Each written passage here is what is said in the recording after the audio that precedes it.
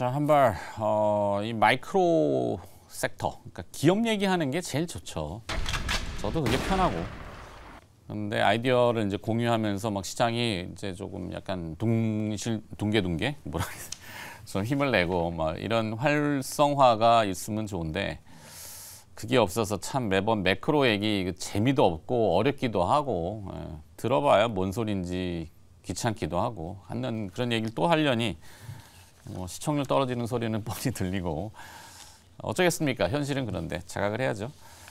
자, 일단은 큰 그림이 좀 정립이 돼야 작은 그림들이 디테일하게 형성이 될 텐데 큰 그림을 뒤흔드는 것은 이제 각국 중앙은행들이 있죠. 오늘 저녁에 이제 뭐 잘 아시는 또 내일 아침에 귀에 못이 박히도록 들을 11월 미국의 연준의 FOMC.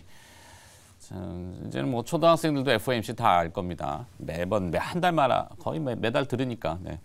자, 일본 중앙은행이 어제 그제부터 약간 움직임이 있었는데 일본도 지금 인플레이션이 올라오고 경기를 살리기 위해서 무던히 수십 년간 사실 노력을 했죠. 제로 금리라는 것을 표방하면서 한때는 마이너스 금리까지 추구했던 일본인데 근데 일본도 글로벌 인플레이션이 올라오고 하는 부분에 특히 엔화가 약세를 대고 미국과의 금리 격차가 너무 넓다 보니까 달러 대비 엔화가 약세를 나타내는 현상이 계속 지속되다 보니 또 일본도 수입 많이 합니다. 우리하고 비슷하죠. 그러니까 수입 물가도 오르고 이러다 보니 결국에는 그 커브 자체를 묶어놨던 것을 조금 유연하게 해야 되겠다.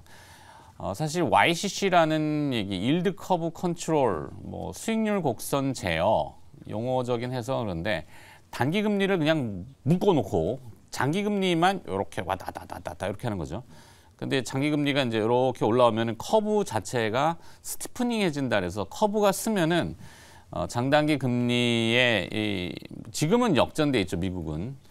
대부분 그런데 이게 좀 서버리면은 경기가 그래도 순환한다라는 구조로 해석을 하기 때문에 그렇게 강제했는데 이게 마음대로 안 되는 겁니다. 계속 뭐 아베노믹스라는 타이틀로 뭐 양적 완화를 추진했죠. 전 세계 인플레이션으로 타이팅하게 돈을 좀 걷어들이는데 일본만 유독 YCC라는 것은 되풀이하면은 QE라고 하는 양적 완화랑 동일합니다. 다만 용어를 이렇게 분리하는 것은 QE는 만기가 없어요. 딱 만기를 특정하는 그런 채권이 아니라 YCC는 근데 특정 채권의 만기를 가지고 이야기를 하는 거기 때문에 자, 다시 돌아가서 하여튼 무던히 노력하는데 이게 우리한테 불편한 이유는 어제 우리 국내 증시는 일본의 엔화가 YCC 컨트롤을 10년물 금리 가지고 1% 상단을 조금 열어두는 유연성을 고려하겠다 이렇게 말한 거죠.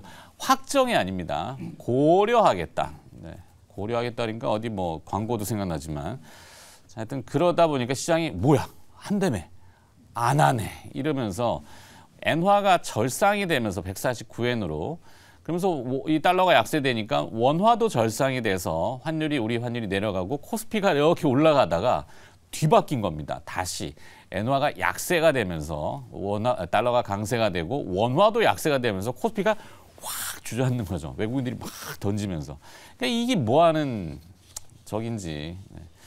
자, 이게 어디까지 이어질지 매번 반복되는 겁니다. 뭐 어떻게 할 수가 없어요. 우리 스스로 뭘 하고 싶은데 안 되는 거죠. 자꾸 또 흔들릴 것 같고 오늘도 아마 뉴욕 증시 반등해서 개장은 조금 반등 기미로 또 뭐 낙폭 과대에 막 찾겠죠.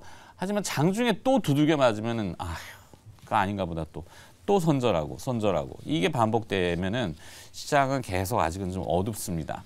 그래서 제가 중간중간에 섞어 말씀드렸지만 지금은 그냥 가만히 있는 거, 안 하는 게, 안 터지는 게 최선이 아닐까? 라는 생각도 하면서 네. 자, 어려운 얘기, YCC 사실 이게 들어가면 되게 복잡한 얘기고 어렵습니다. 자, 하여튼 네. 제가 최대한 좀 짧은 시간 안에 풀어드리려고 노력은 했는데 좀 저 자체도 좀 뒤죽박죽이 된 것 같고 요즘 채권 들어가면 계속 터진다니까. 네. 저희 같은 경우는 이제 주식을 못 하게 돼 있기 때문에 채권을 하는데 들어가면 터져. 아니 뭐 터지는 걸 자랑하는 것도 아니고. 이제 터지는 이제 크기는 조금 줄어드는 것 같긴 하거든요. 그래도 10월 초보다는.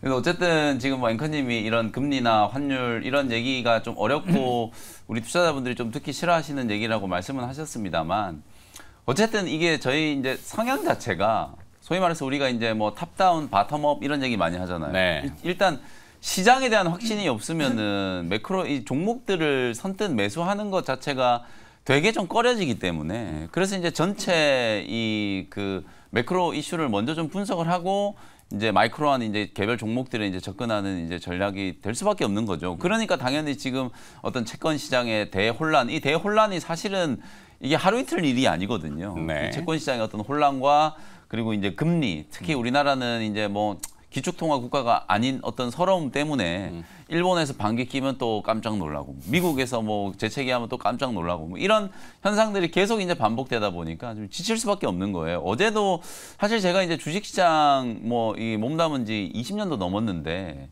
이렇게 우리가 이제 BOJ의 금융정책이 이걸 관심을 가졌던 적이 또 있었나? 그리고 또 시장이 이렇게나 그 결과에 대해서 또 민감하게 반응한 적이 있었나 싶을 정도로 어제 상당히 좀 민감했어요. 이 금리 상한선을 1% 이제 초과를 용인한다라는 아주 애매모호한 기존에는 뭐 한 1.5% 이렇게 딱 못 박아서 그냥 숫자를 딱 제시를 해줄 걸로 예상을 좀 했었는데 그런 거 없이 애매모호하게 뭐 이렇게 이제 돼버리다 보니까 일본 입장에서도 분명히 이제 물가를 잡아야 되기 때문에 이게 엔화 약세를 그냥 마냥 내버려 줄 수는 없거든요. 근데 오히려 오늘 시장의 반응은 엔화가 더 약세가 돼버렸어요. 네. 151까지 이제 올라갔으니까. 새로운 국면이죠. 네, 더 약세가 돼버린 거거든요. 그래서 이런 상황 자체를 일본이 얼마나 좀 심각하게 받아들일 것인가.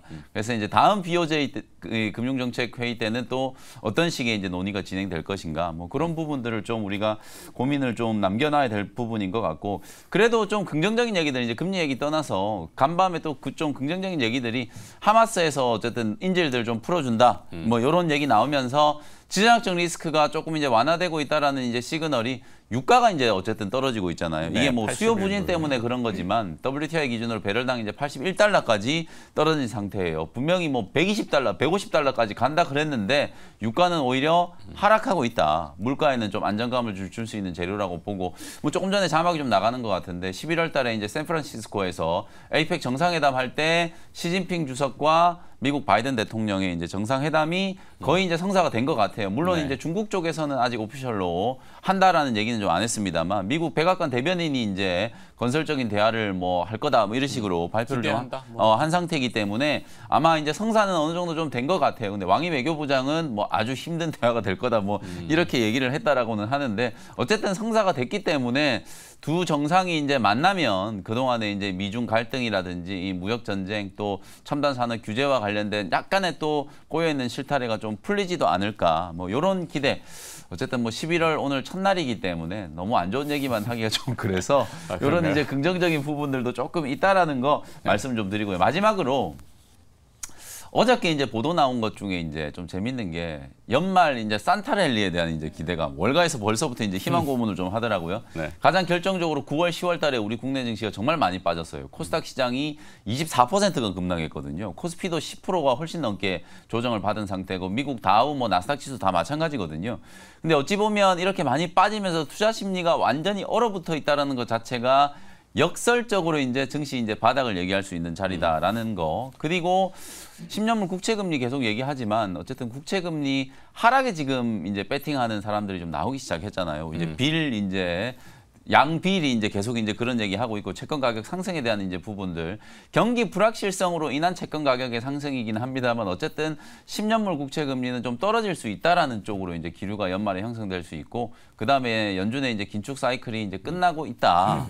뭐 요런 얘기들을 이제 좀 섞어가지고 아, 연말에 산타랠리 한번 나타날 수도 있다라는 얘기들이 이제 월가에서 벌써부터 이제 좀 나오고 있는 상황이기 때문에 너무 비관적으로 이제 생각하시진 않으셨으면 좋겠다. 어쨌든 11월 달은 10월보다는 좀 이제 괜찮은 좀 시장 분위기 좀 나와줄 것 같다라는 이제 좀 희망찬 말씀을 좀 드려보도록 하겠습니다. 그래요. 네. 뭐 안 좋은 얘기. 하여튼 오늘도 아침에 외신 보도에 이제 월스트리트 저널에서 일본 얘기를 했는데 일본의 가격 통제를 포기한 BOJ, 일본 중앙은행이고 이 나쁜 정책의 대가는 과연 무엇일까라는 퀘스천 마크를 땡땡땡 쳤는데 날선 비판을 한 거죠. 좋은 얘기는 아니란 얘기죠. 네. 그러니까 시장을 강제하다 보면은 강제가 어느 순간 효용성이 없죠. 시장 마켓이라는 게 분명히 존재하는데 그걸 막 인위적으로 아까 그래 제가 이제 숫자의 컨트롤 한시적으로는 할 수 있어요. 우리도 막 공매도 얘기하잖아요. 공매도를 전면 금지하는 법에 대해서 고려하고 있다. 근데 그게 부작용이 분명히 뒤따라온다라는 거죠. 분명히. 그래서 조심스럽게 해야 됩니다. 하여튼 자 어제 일본의 엔화는 투매가 나왔고 던지자 그냥 짜증스러운 던지자가 나왔어요.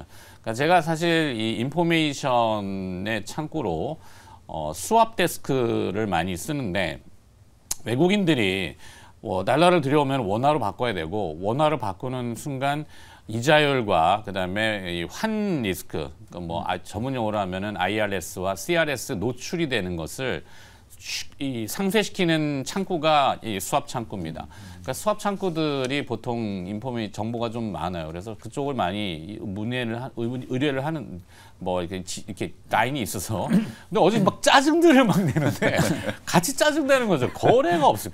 이게 거래가 없다는 것은 돈이 안 돈다는 얘기가 되고 주식시장에 신선한 돈이 안 들어오면은 제한적이라는 거죠. 그래서 이제 유동성 경색까지는 아니지만.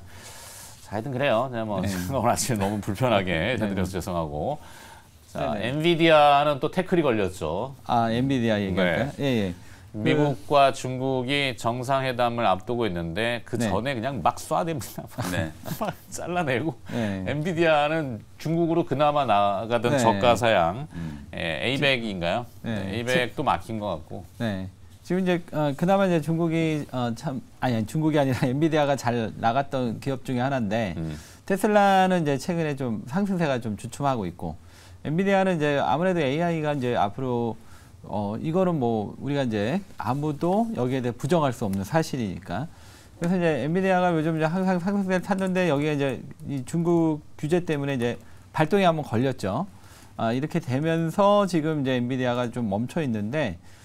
지금 엔비디아가 그 차트를 잠깐 보면 그 라인에서 크게 벗어날 것 같지는 않고 일단 현 상태는 좀 유지하지 않을까. 왜냐하면 이제 AI라는 자체가 미래 이제 성장성을 갖고 있기 때문에. 근데 이번에 이제 엔비디아가 결국 이제 빠진 이유는 결국 이제 중국 제재이거든요. 그러니까 지금 엔비디아의 가장 핵심은 결국 이제 AI 반도체 이제 GPU 그리고 생성 AI 뭐 지난번 애플도 투자 소식 얘기 나왔고 여기 뭐 이런 부분이기 때문에. 결국은 그 발목을 잡고 있는 이 부분은 약간 이제 주변에 이제 변수적인 부분이기 때문에 지금은 이게 발목을 잡고 있지만 결국 이제 엔비디아 방향성까지 이게 이제 결정짓지는 않는다 이렇게 보고 있습니다. 근데 결국 보면 이게 언제쯤 풀릴 거냐? 결국 이제 실적인 것 같아요. 엔비디아가 이제 11월 한 중순 정도의 실적이 나오면 지금 이 중국 제재에 대한 악재도 아마 이 실적이 모든 걸 다 덮고 다시 한번 이제 엔비디아의 상승 흐름이 나오지 않을까. 그렇게 되면 어제 이제 우리나라도 지금 이제 그 HBM 관련주들이 많이 어제 좀 고전을 했는데 결국 이제 엔비디아가 이 실적 발표 이후에 이제 상승세 하면서 다시 이제 힘을 받지 않을까 이렇게 보여집니다. 그래서 결국 이거를 풀 수 있는 거는 엔비디아가 지금 실적에 대한 기대감이 상당히 높거든요. 지난번 실적 때도 예상치보다 훨씬 좋게 나왔고 아마 이번에도 그럴 것 같아요. 지금 왜냐하면 그게 참 걸리는 거죠. 미국은 희한하게 한 번 뭐가 이렇게 되면 다음번에는 조금 약간 이렇게 좋게 얘기하면은 균형인데 밸런스를 이게 또 떨어질 것 같다. 저는 좀 그래요. 이번에 실적은 괜찮아도 이 컨퍼런스 콜을 포워드 콜을 하잖아요. 앞으로 어떻게 될 거야라는 것에 대해서는 좀 부정적이지 않을까? 그거는 부정적. 왜냐하면 이제 중국 그 매출 그 부분이 약간 이번 이제 주 없어지니까. 후반에 또 애플이 있잖아요. 아까 소비 시즌 얘기하셨는데 애플도 지금 어떻게 될지 몰라서. 애플은 지금 약간 한풀 꺾인 것 같고. 그래서 이제 결국 우리가 이제 관심 있는 건 애플보다는 엔비디아니까. 엔비디아가 아무래도 이제 중국에 대한 것 때문에 일시적인 이제 근데 이 결국은 생성 AI GPU가 이게 어느 정도 그 성장성을 보여준다. 이게 아마도 포인트가 될 것 같고요. 결국 중국 쪽 부분은 약간은 이번 실적에서 좀 변화가 나타나지 않을까 이렇게 한번 기대해 봅니다. 그래서 어제 HBM 관련주들이 많이 빠졌는데 뭐 당장 올라오긴 좀 힘들 것 같아요. 우리나라에서도. 근데 이제 엔비디아 실적 발표 이후에 다시 한번 그쪽도 좀 살아나지 않을까 이렇게 보여집니다. 그래서 그런 포인트로 보시면 엔비디아나 뭐 HBM 관련주들은 좋지 않을까 이렇게 말씀드리겠습니다. 네. 네. 자, 쓸데없는 한 발을 네. 너무 길게 해드려서. 자, 그냥 기업 가야죠. 김영민 네. 매니저, 기업은 그래도 네. 어떻게 살아남아 오늘- 볼까? 생존의 기업전이죠. 네, 좀 이제 약간 안정감 있게 올라갈 수 있는 종목을 좀 골라봤고요. 시장 상황이 상황이니만큼 오늘은 이제 종근당이라는 또 제약 종근당. 기업을 소개를 좀 해드려보도록 하겠습니다. 이게 또 뭐 빈대 그런 건 아니고요. 이제 철저하게 펀더멘탈에 펀더멘탈. 입각해서 네. 말씀을 좀 드려보도록 필라 하겠습니다. 만드는 회사인가요? 네. 동아제약? 아니 뭐죠? 다시 모르겠네. 무슨 그 빈대 관련주가 뭐가 있습니까? 살충제? 저 모르겠는데. 아, 네. 잘 모르시는군요. 어쨌든 이제 전국 대학 기숙사에 이제 빈대들이 경남제. 자꾸 나와가지고 좀 문제긴 한데 조심하시면 좋겠고 네. 종근당은 이제 빈대랑은 상관없고 우리나라 이제 전통적인 어떤 제약 기업들을 생각을 하면 뭐 녹십자 요즘에 이제 뭐 워낙 이슈가 많이 됐었던 유한양행, 네. 종근당 뭐 이런 종목들이라고 보시면 될 것 같아요. 종근당 참 재밌는 히스토리가 있는데 실적이 되게 좋아요. 이 3분기 때 실적을 보니까 별도 기준으로 이제 종근당이 이제 계열 회사들 뭐 종근당 헬스케어, 종근당 건강 뭐 이런 이제 계열 회사들이 많기 때문에 일단 계열 회사를 떼놓고 별도 기준으로 이제 매출액을 보니까 3,952억 원, 영업이익이 531억이에요. 네. 이번에도 이게 어닝 서프라이즈가 나온 거거든요. 이 실제로 시장 예상치보다도 훨씬 실적이 좀 잘 나왔고 주목할 만한 부분은 OPM이에요. 영업 마진이라고 하잖아요. 네. 이게 이제 영업 마진이 13.4%거든요. 통상 이 종근당이 영업 마진이 뭐 작게는 한 7%, 많이 나올 때 한 9% 정도 내외였는데 올해 지금 3분기까지 평균을 내보면 11%가 넘어요. 특히 3분기가 이제 이 OPM이 상당히 좀 잘 나왔거든요. 근데 이 잘 나온 이유를 보니까 R&D 비용을 많이 줄인 거예요. 그게 과연 그러면 이게 OPM이 이제 영업 마진이 좀 좋아지고 실적이 좀 좋아졌는데 R&D 비용을 축소한 것 때문에 좋아졌다? 이게 과연 좋은 거냐? 최근에 이제 실적 발표한 아마존하고 똑같은 논리라고 보시면 돼요. 아마존도 이제 인원 감축하고 구조조정을 해놓으니까 실적이 이제 되게 좀 좋아지고 순이익이 이제 급증을 했잖아요. 유한양도 마찬가지로 이제 R&D 비용을 이제 좀 축소를 하면서 실적이 좀 좋아졌다. 결국 비용 측면에서 어느 정도 이제 컨트롤을 좀 하면은 영업이익이 확실히 좀 좋아진다라는 건 분명히 좀 증명을 했고 대신에 이런 R&D 비용을 이제 축소한다 보면은 미래를 위한 어떤 이제 성장 동력이 이제 좀 줄어든다라고 볼 수 있잖아요. 그 부분을 네. 어떻게 이제 방어를 할 것이냐가 이제 중요한 거거든요. 그래서 이제 종근당은 전통적으로 이제 국내 이제 영업망, 유통망을 이제 아주 철저하게 이제 갖고 있길로 이제 유명한 제약 기업이기 때문에 최근에 일라이릴리라든지 이제 노보 노디스크의 이제 비만 치료제들, 위고비, 마운자로 이런 것들이 이제 되게 좀 이슈였잖아요. 그래서 비만 치료제가 아마 이제 위고비, 마운자로 이런 것들이 내년부터 우리나라 이제 본격적으로 상용을 할 것 같은데 그런 비만 치료제들이 우리 국내에 상용을 할 때 소위 말해서 이제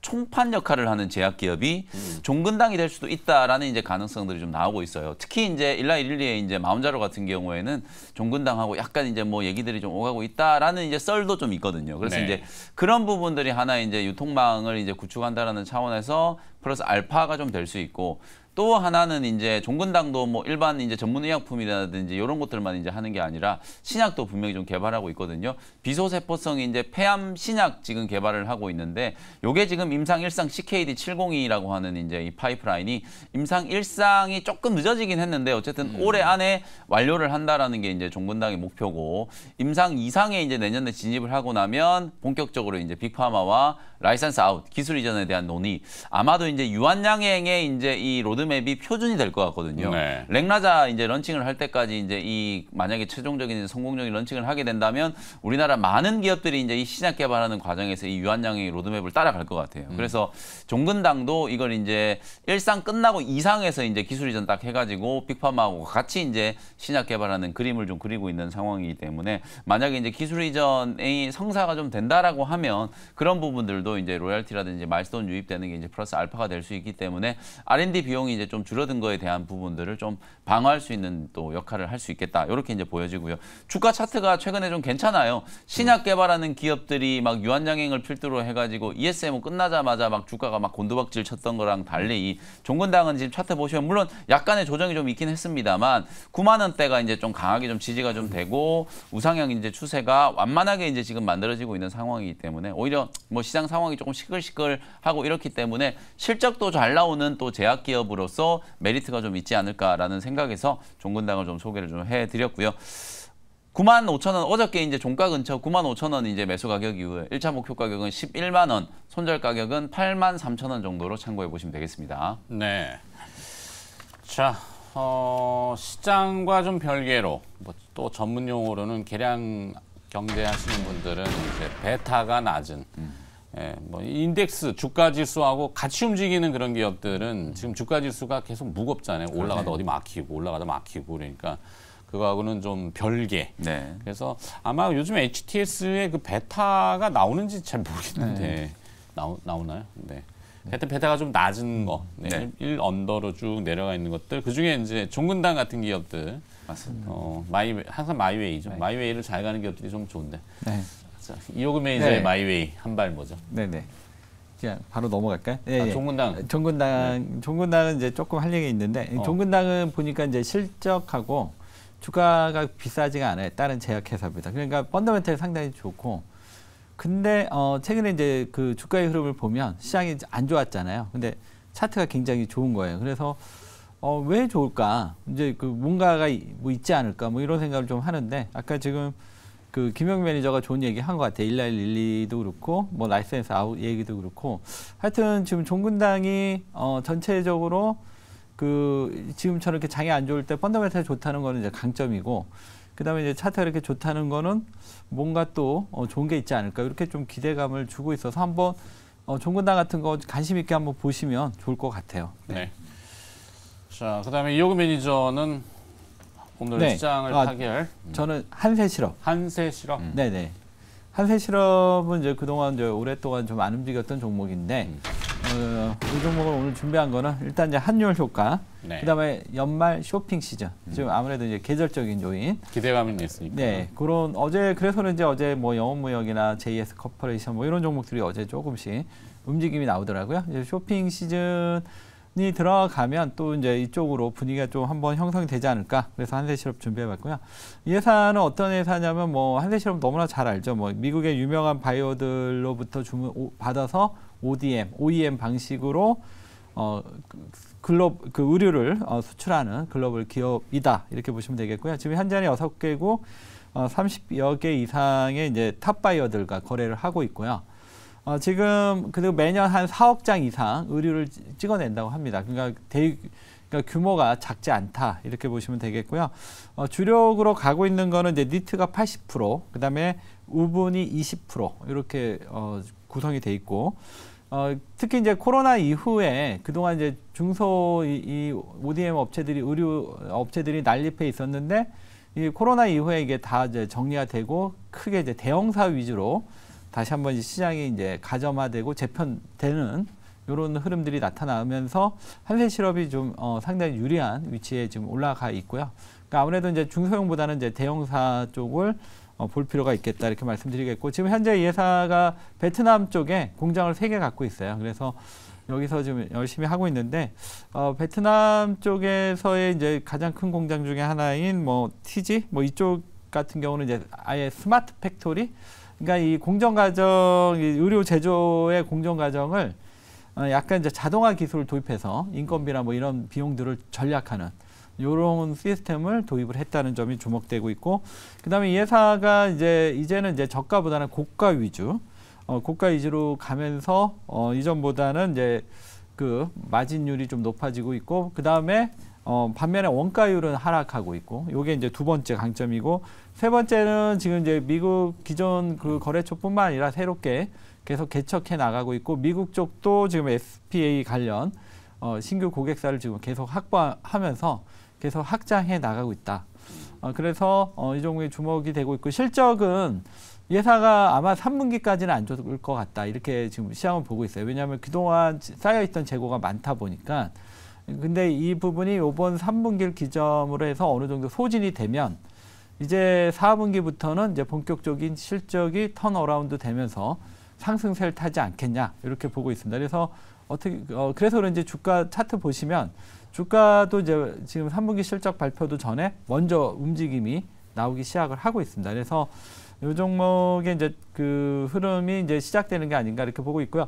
일단 기술적으로는 한 4개월 정도 박스권이 진행이 됐었는데 이 4개월 정도의 박스권이 어제 이제 돌파가 됐어요. 그래서 이제 또 주가가 한 단계 또 레벨업 되는 시점이 아니냐 이렇게 보여집니다. 그래서 어제 올랐으니까 오늘 쫓아가는 것보다는 눌림목 들어오는 자리 정도에서 들어가면 좋을 것 같습니다. 그래서 매수가는 22,500원, 목표가 27,000원, 손절가 2,500원 제시해 드리겠습니다. 네, 이호근 매니저의 한 발은 네. 한세실업이었는데요. 네. 지금 말씀해 주신 것처럼 이게 의미 있는 이제 박스권 상단 돌파가 어제 이제 있었어요. 특히 어제처럼 시장이 정말 좀 처참하게 좀 주저앉는 그런 분위기 속에서도 그러게요. 뭔가 이제 강점이 좀 있다는 거거든요. 일단 의류 기업들 한세실업과 영업무역이 이제 많이 비교가 됐는데 둘 중에 차트를 비교해 보더라도 확연히 지금 한세실업이 좀 좋아요. 이 베트남 공장 효과라고 이제 보시면 되거든요.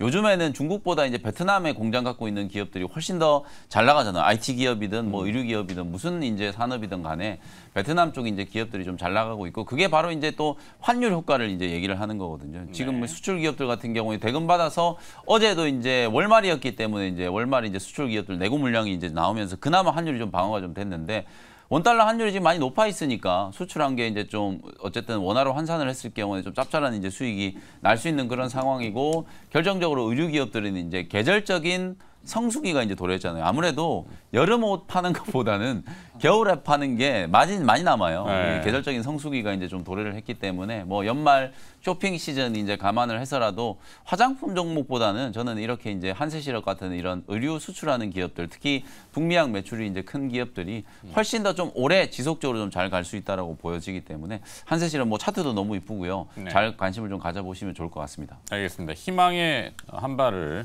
한세실업으로 이호근 매니저는 정해주셨습니다. 자, 두 분 또 내일 뵈야 되니까 네. 오늘 고생하셨고요. 고맙습니다. 네, 감사합니다. 감사합니다.